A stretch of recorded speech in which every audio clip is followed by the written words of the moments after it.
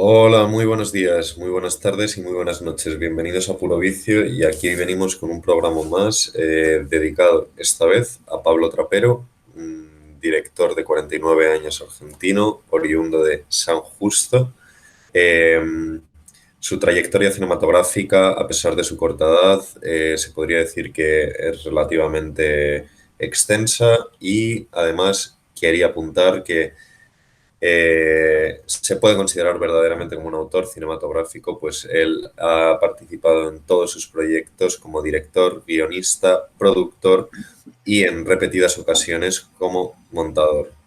Eh, También creo que es importante presentar a Pablo Trapero como uno de los precursores de lo llamado, del movimiento llamado el nuevo cine argentino de los 90, eh, que fue básicamente una recuperación de aquella tradición cinematográfica un poco frenada por las condiciones políticas y socioeconómicas del país y partía de una poética del realismo y de la representación de las clases más marginales y de los problemas sociales que tenían acontecimiento en la Argentina de finales del siglo XX.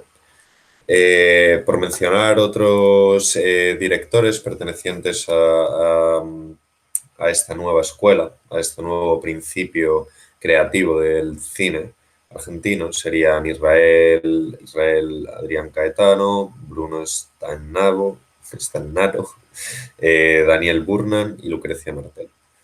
Eh, y bueno, sin más dilación, yo le paso el turno de palabra a mi compañero, que ahora mismo os explicará un poco la relación que puede existir entre movimientos europeos de finales de los 90 y nuestro presente director y esta escuela.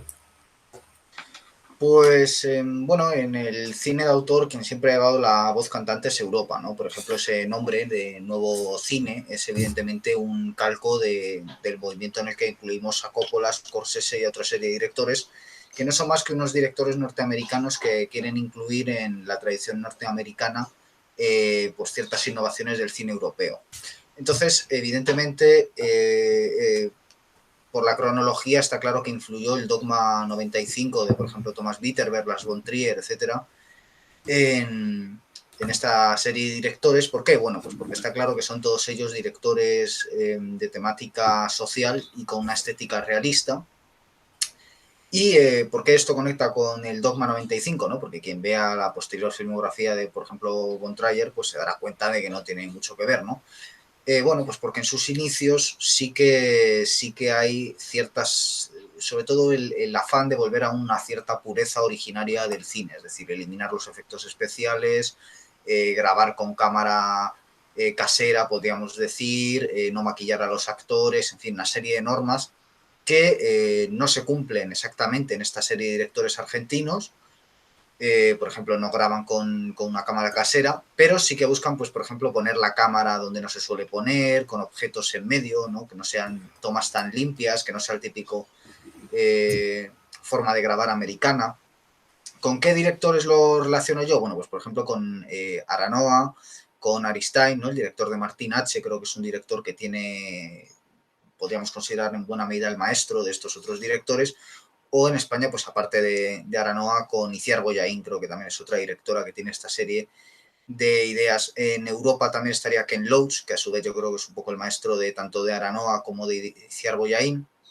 Y luego pues tenemos a clásicos como Vittorio de Sica y sobre todo a mí uno que me gusta mucho que es Eloy de la Iglesia, ¿no? Creo que Eloy de la Iglesia tiene varios elementos en común, las temáticas sociales, parte de sus películas ocurren también en una cárcel, habla de colectivo más que de psicología individual de personajes y bueno, se acerca mucho, en el caso ya de Trapero, al cine documental, es a lo que más se acerca, entendido como, bueno, es cierto que hay una historia, que hay una trama ficticia, unos personajes, pero sí que es verdad que el fondo que se trata de retratar mediante esa historia es puramente realista en algunos puntos cercano al documental, ¿no?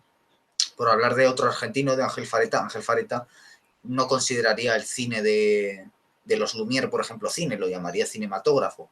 Pero si nos salimos un momento de esa concepción, pues sí que podríamos considerar que en buena medida es una vuelta a esos orígenes del cine que lo que hacían era sencillamente pues, retratar la vida cotidiana de los personajes de su tiempo.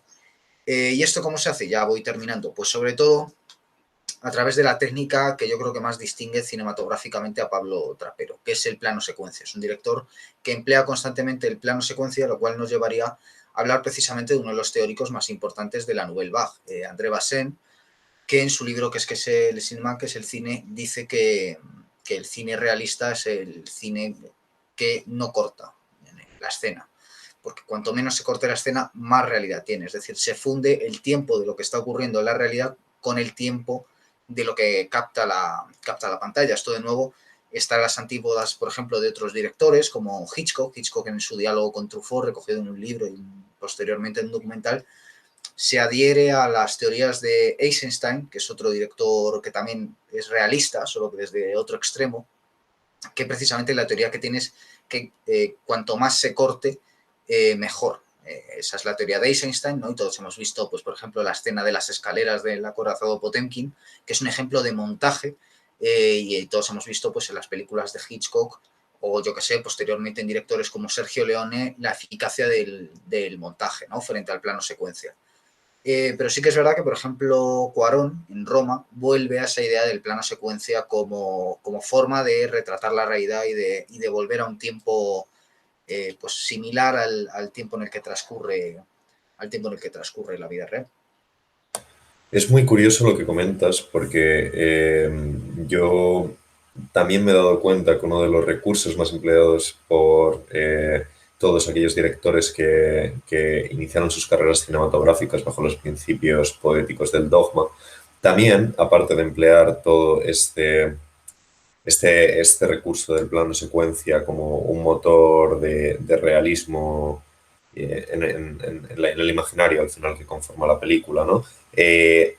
Tienen un montaje muy particular y esto yo lo observo incluso en la última película de Thomas Vinterberg, ganadora del Oscar a Mejor Película Extranjera, y es que a veces es un plano secuencia con cortes muy fogosos, como omitiendo todos aquellos momentos que no necesitas ver, pero sobreentiendes que han ocurrido. No es un montaje estetizado, sino un montaje en movimiento, ¿no? Y me parece también muy interesante que Pablo Trapero tiene un montaje particular, no es un montaje especialmente complejo, a mi parecer, sino compleja es la grabación de ciertas escenas, diría yo. A veces hay, en mi opinión, un poco más de esfuerzo en todo el montaje de la fotografía que en el propio montaje, ¿no?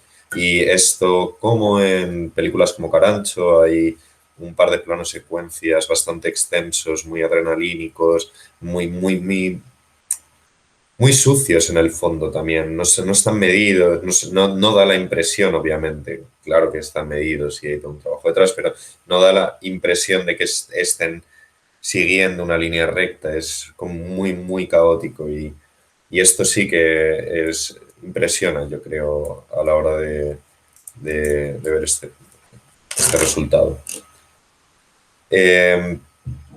Bueno, ahora lo único que quería apuntar antes de que Abraham nos diese sus primeras impresiones sobre la película es que este programa, por si no ha quedado claro del todo, lo estamos dedicando en especial a Leonera. Es una película que he escogido yo personalmente a la hora de proponerles a mis compañeros del programa hacer este programa sobre Pablo Trapero.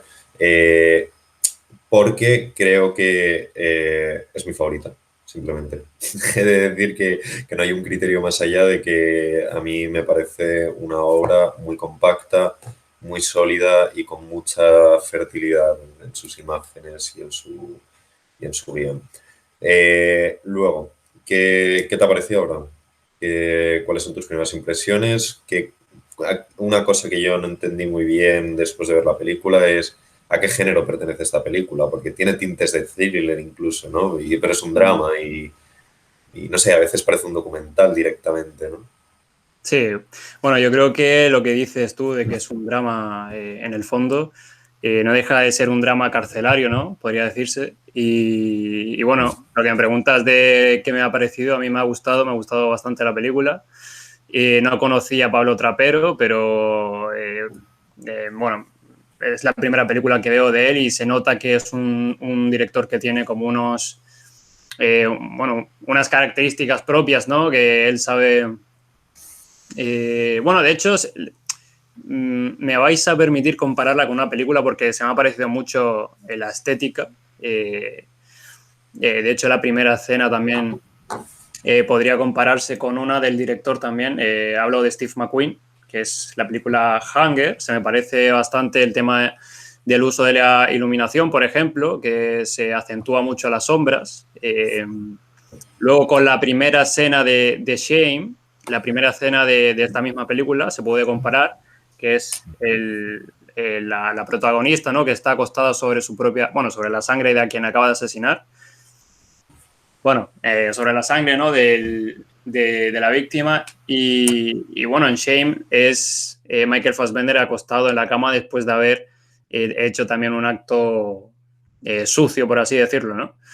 Y la película en sí, pues eso, lo que decía, podría decirse que es un drama carcelario que, bueno, desde el principio se muestra con la introducción, ¿no? A la película se muestra un contraste que luego, posteriormente se va viendo, ¿no? Que es empezar con una canción típica popular de colegio y es algo que luego se va, que bueno, aprovechando que es el Día de las Madres, pues recomendamos esta película también, ¿no? Porque es una película que habla sobre la maternidad, sobre cómo una mujer que se encuentra en un mundo distinto al suyo, ¿no? Que de hecho una de los personajes secundarios se lo dice, ¿no? En uno de los primeros momentos en los que aparece, que le dice ¿qué haces acá vos? O algo así, ¿no? Como ¿qué haces aquí tú?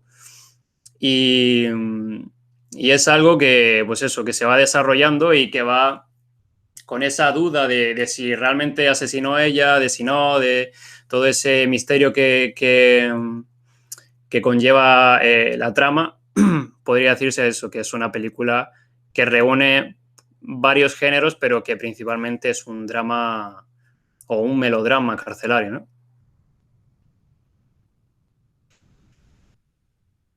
Y luego, perdona Guillermo, ahora creo que quieres intervenir, pero primero también tengo una duda, ¿no? Porque para mí hay una clara frontera entre dos etapas cinematográficas de Pablo Trapero y es aquella que se puede considerar más dentro del cine independiente y una con una vertiente más comercial. No sé cómo considerarías, Abraham, esta película como puramente cine independiente argentino o quizás encuentras que tiene un trabajo bastante sólido y que puede llegar a tener una dimensión comercial, porque sí que han sido películas que han tenido éxito relativo en taquilla y un gran número de espectadores, más en Argentina, porque obviamente es una película muy autorreferencial en cierto sentido, muy interna de una cultura, pero no sé qué te parece esto. Sí. Pues no sé si, bueno, lo primero, bueno, en el cine independiente no sé si encajaría esta película, podría ser, pero teniendo en cuenta que está hecha con una productora, creo que es, bueno, bastante conocida, ¿no? De renombre, al menos allí, y el tema de que tiene un presupuesto, según he mirado, de 1 millón, pero teniendo en cuenta que la película más cara de Argentina son 20 millones, pues tampoco... O sea, es una película que al final es cine de autor, pero también puede ser comercial, ¿no? Porque no sé vuestra opinión, ¿qué opináis al respecto? ¿Vosotros? Yo la veo una película un poco demasiado sucia para lo que suele ser el cine indie. Yo creo que el cine indie no es sucio. De hecho, suele tener una estética mucho más pop. Yo diría que es la estética más habitual del cine indie, que además es un género norteamericano. Otra cosa son películas de menor presupuesto que no son norteamericanas, ¿no? Por ejemplo, aquí en España, Daniel Guzmán, ¿no? El actor de la famosa serie Aquí no hay quien viva, luego ha dirigido cine social, que a mí también se me parece mucho a este tipo, Fernando León de Aranoa, ¿no? Y demás, o la propia Iciar Bollaín. A mí sobre Leonera me gusta mucho la división que tiene la película, es decir, que tiene como varios tramos. Por ejemplo, me gusta ese arranque que es muy duro, ¿no? Serían los primeros 3/4 de hora de la película, bastante duros. Luego tiene un intermedio que yo incluso llamaría tierno, que es cuando ella un poco se hace a la vida esa carcelaria. Y luego al final es una especie de lucha personal, porque bueno, toda la película, la psicología de la protagonista, pues, y el problema principal, que es el crimen, ¿no? Que es un crimen sobre el que además hay muchísima ambigüedad, es decir, a mí tampoco me acaba de quedar claro qué es lo que pasa ahí en el crimen, si ella es inocente, no me acaba de quedar claro, creo que esa ambigüedad está muy bien. Pero la película no trata de eso, ¿no? No es como una típica película americana en la que hay un personaje en la cárcel que es inocente y entonces tiene que buscar un abogado y el abogado hace sus pesquisas y es un thriller en el que descubre que le han metido a la cárcel injustamente. No, esta película no quiere contarte eso. Eso es la excusa para contarte precisamente pues ese mundo que casi es de artículo periodístico de investigación de unas madres que viven con sus hijos en un pabellón de la cárcel, ¿no? Y ese final me gusta por el tema de la lucha personal, ¿no? Se ve muy bien en la transformación física del personaje, se ve muy bien en la relación con el niño, ¿no? Pasa de darse golpes en la tripa, de golpearse la tripa, a pues no poder estar sin su hijo, ¿no? Y montar esa rebelión cuando se lo quitan. El pelo, ¿no? El tatuaje que se hace. En fin, que es una... Acabas descubriendo muchas cosas del personaje protagonista y esto lo hacen sin el recurso del flashback, sin el recurso de algún tipo de personaje secundario que sume datos sobre el protagonista. No, eso lo hace sencillamente, te lo deja más a la intuición y en ese sentido es mucho más sutil, ¿no? Y yo lo valoro porque eso también significa mayor refinamiento. Luego los diálogos me gustan mucho porque es que, por ejemplo, tiene un arranque que es casi mudo. La primera hora de la película hablan muy poco, los diálogos son muy trascendentes, podrían ser de un documental prácticamente. No hay nada... Eso fue, bueno, eso fueron uno de los motivos por lo que se me pareció mucho a Hunger, que en Hunger apenas hay diálogo, ¿no? Es todo visual. Y al final eso también provoca que sea más realista, a lo mejor, ¿no? Que se sienta un poco más real, exactamente. Están continuamente acompañando, de hecho, la película de estos pequeños elementos que naturalizan mucho todas aquellas situaciones cotidianas que no dejan de estar construyendo el perfil psicológico en desarrollo del personaje, ¿no?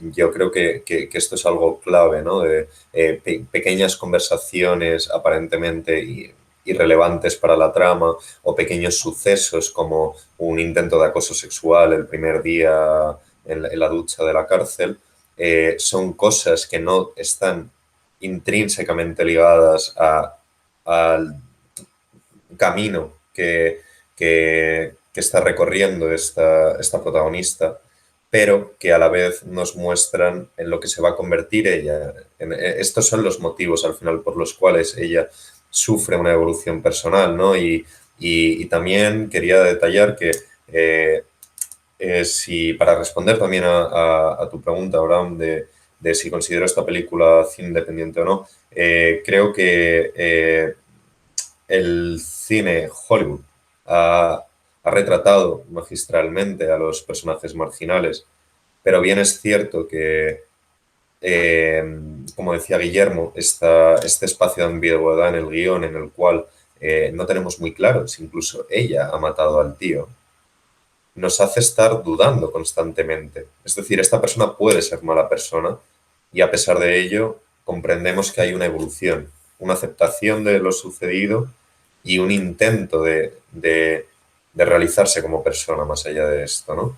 Y creo que este espacio de ambigüedad, de ambigüedad moral, de no posicionarse tanto en un personaje, en un héroe como tal, es algo que en efecto nos distancia de las narrativas más clásicas de la gran pantalla, ¿no? Solo iba a añadir que eso mismo hace con el personaje secundario, cuando le pregunta por qué estás aquí y ella dice, no, por ser pelotuda o algo así, ¿no? Como dejando en el aire también, o sea, realmente no se sabe el porqué nunca de por qué están ahí, ¿no? Claro, claro. Sí, y yo creo que aquí es muy interesante, esto lo comentábamos fuera de cámara días atrás, Guillermo y yo, que era el increíble, la estrecha unión que, en mi opinión, existe entre directores como Aranoa y Pablo Trapero. Pero, sin embargo, yo diría que Aranoa crea unos personajes que son buenos desde un principio y se han envuelto en situaciones complejas a nivel social. Y sí que existe este mismo principio de la poética realista y del el realismo documental casi, pero la construcción de un personaje en las películas de Trapero, a mi parecer, es un personaje mucho más complejo desde el inicio y que incluso llega a ser una persona que obra mal en pos de su propio beneficio, de su propio interés personal, cosa que en Aranoa creo que no existe. Se transforma siempre en pos de un principio cooperativo con la gente que está en una situación de precariedad como tú estás. Esto es un breve apunte que se me ocurría viendo las películas. No sé qué os parecerá. Bueno, a mí ahora justo me interesaba tratar el tema este de la comunidad, que estaba yo creo que más presente aún en Elefante Blanco. Hmm. Eh, por terminar con Leonera, me interesa mucho también el enfrentamiento con la burocracia, es decir, se ve muy bien los distintos procesos burocráticos a que están sometidos casi todos los estados modernos y cómo eso torpedea la vida de los protagonistas, ¿no? La reunión en la cárcel, etcétera, son ejemplos, ¿no? Hay muchas escenas de ella pasando, de la protagonista de la película, pasando por distintos pasillos, ¿no? Y digamos cruzando puertas, controles, desvistiéndose ante desconocidos en el juicio, eh, y asistiendo a toda lo innecesario de la burocracia, ¿no? Y cómo en esa situación de dificultad en la que ella se encuentra, pues eso al final acaba creando también una especie de exasperación kafkiana en el propio espectador. También resaltaría que la película al final transcurre un largo periodo de tiempo, ¿no? Casi no te das cuenta, pero han pasado unos cuantos años desde que empieza la película y por supuesto unos cuantos años en una situación tan sumamente distinta a la de la vida que antes tenía protagonista, que era una vida que apenas intuimos, ¿no? Lo vemos muy poquito, las escenas iniciales, su vida a la universidad, etcétera. Lo repiten al final de la película, que ella es estudiante y tal. Pero claro, tenemos que pensar el impacto psicológico que eso le causa a la protagonista, ¿no? Y eso lo aleja mucho, por ejemplo, de películas como Room, que también va de una madre, está atrapada en una habitación con su hijo, etcétera, pero es otro enfoque completamente distinto. Y bueno, en cuanto a Elefante Blanco, que creo que es una película que desarrolla más el tema este comunitario, ¿no? Porque además lo lleva a un terreno religioso, ¿no? Con unas curas que están muy, muy humanizados, ¿no? Que son, Es un propio tema en sí mismo de la película. claro, Más allá de una interpretación es temático, ¿no? sí, que son auténticos pecadores, ¿no? Y que, bueno, resalta un poco ese papel histórico que han cumplido los sacerdotes en muchas sociedades, pues precisamente de Latinoamérica, sean o no de la famosa teología de la liberación que han cumplido en Latinoamérica, pues frente a dictaduras militares, ¿no? De resistencia, de apoyo al pueblo y sobre todo, pues en un estilo de vida muy en concordancia con el que llevaban los primeros cristianos, muy de recuperar esa vida de catacumbas, de comunidades. Y creo que eso está presente en Elefante Blanco, donde yo creo que queda más patente aún esta idea de lo comunitario. ¿Y a qué me refiero con lo comunitario? Pues justo me ha pillado leyendo este libro más que interesante, del que espero poder subir una reseña pronto, muy, muy interesante. La propia portada ya es muy significativa, ¿no? Construyendo una serie de personas una casa. Es un libro de Dan Andrews y bueno, habla del comunitarismo, ¿no? Hombre, yo diría que el comunitarismo está enfocado de dos maneras en el cine, pero una es por la religión y otra es por la maternidad, ¿no? Que son como dos puntos muy, muy íntimos del ser humano, muy esenciales a lo largo de la historia de la humanidad y prácticamente nadie está excluido de que te toquen de una forma o de otra, ¿no? Y entonces, bueno, lo que se plantea en este libro, que creo que tiene algo de relación, es un poco pues frente a esa actitud de Thoreau, del que se va a Walden, se construye su propia cabaña y se mantiene allí solo, pues este libro propone un poco desde una perspectiva histórica mucho más real, ¿no? Porque sabemos que Thoreau pues luego resultó ser una falsificación, ¿no? Que él realmente no vivía aislado, evidentemente. Es una entelequia eso de poder vivir aislado. pues lo que este libro plantea es un modelo alternativo al modelo liberal, un modelo que pues, podríamos llamar común o comunitarista, y frente a la propiedad privada, y no quiero enrollarme, voy a terminar con esto, tal y como la tiene, por ejemplo, Jefferson, que es uno de los teóricos más importantes del liberalismo, por ejemplo, en su autobiografía, etcétera, pues lo que propone es una propiedad compartida. Y creo que eso exactamente es lo que al final se acaba viendo en Elefante Blanco, ¿no? Donde cuando no pueden, la obra se estanca por falta de pagos y tal, quienes la sacan adelante son la propia comunidad, más allá de los problemas y trabas que le está poniendo el sistema y el modelo económico y tal. Y creo que es realmente interesante, ¿no? Y evidentemente esto luego tiene un contraste con el cine posterior de Trapero, ¿no? El Clan o 000, que casi no parece suya, pues son películas con un presupuesto mucho mayor, con historias mucho más tópicas, que siguen manteniendo en la medida de lo posible las historias pequeñas, que yo creo que sería lo que a él le interesa, tratar problemas sociales a través de historias pequeñas, pero se acerca mucho más a Hollywood y de hecho yo no descartaría que acabe trabajando en Hollywood, como tantos directores que en un principio parecía que jamás lo harían, como Cuarón, Bueno, etcétera, ha ¿no? tenido ofertas, si no recuerdo Claro, mal. y que se van acercando. Y ahora sí termino.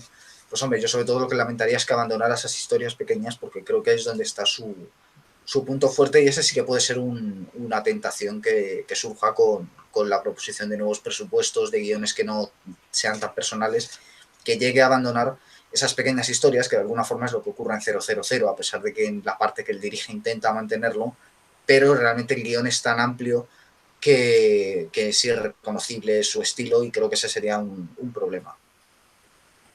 Pues mira, yo por seguir un poco la estela de tu discurso, me ha parecido muy interesante que mencionases las instituciones, más también tenemos que tener en cuenta qué país a nivel político e histórico es Argentina y lo que son las instituciones a principios del siglo XXI, finales del XX, pero las instituciones como un impedimento para que los personajes puedan alcanzar algún punto de realización personal, ¿no? O ya no solo eso, o en el caso de Elefante Blanco es acceder a unos, a unos estándares vitales mínimos, ¿no?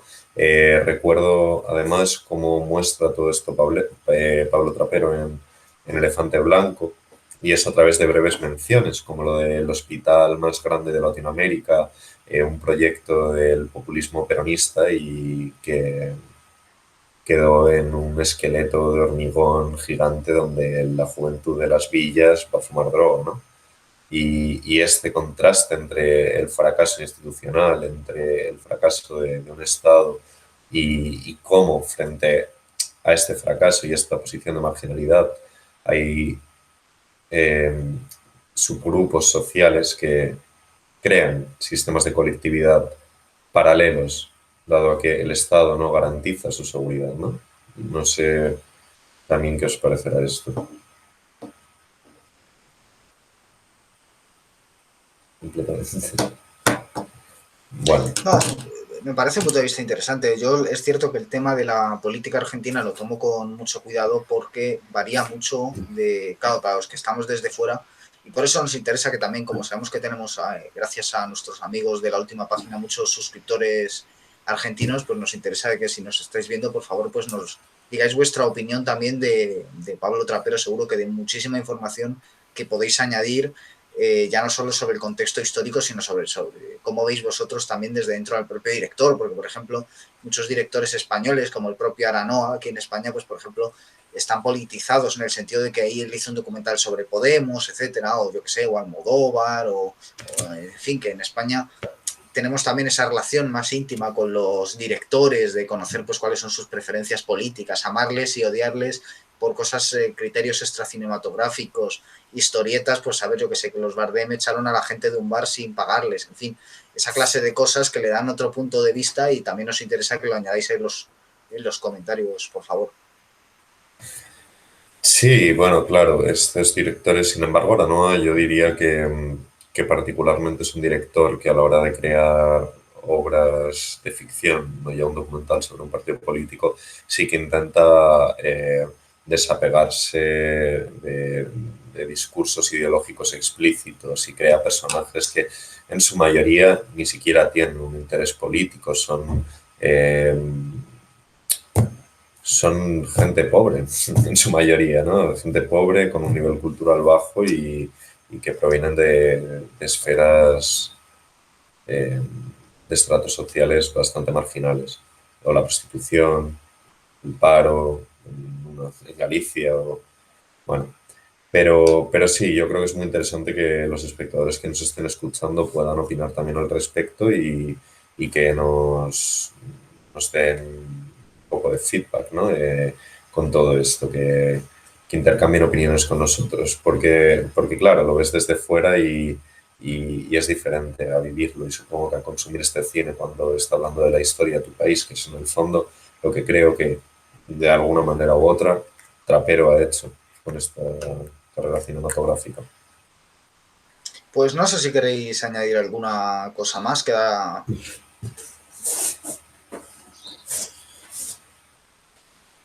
Bueno, pues no lo sé. Si quieres ir con alguna conclusión, Hugo. Bueno, nada, era simplemente.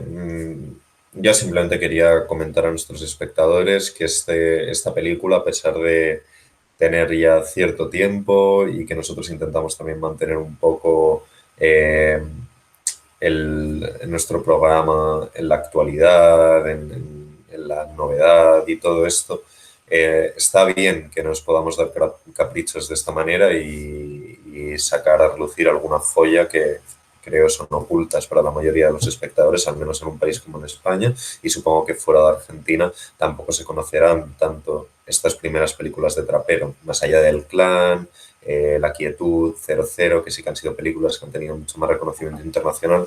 Creo que de vez en cuando no está mal el traer al programa películas que pueden haber caído en el olvido y que, a pesar de que nos escuche poca gente y menos termine en el programa, seguro que de algún programa que hayamos hecho de estas películas así un poco más independientes o que no han tenido tanta distribución, alguien se la verá y entonces estaremos satisfechos, porque no queremos otra cosa que eso.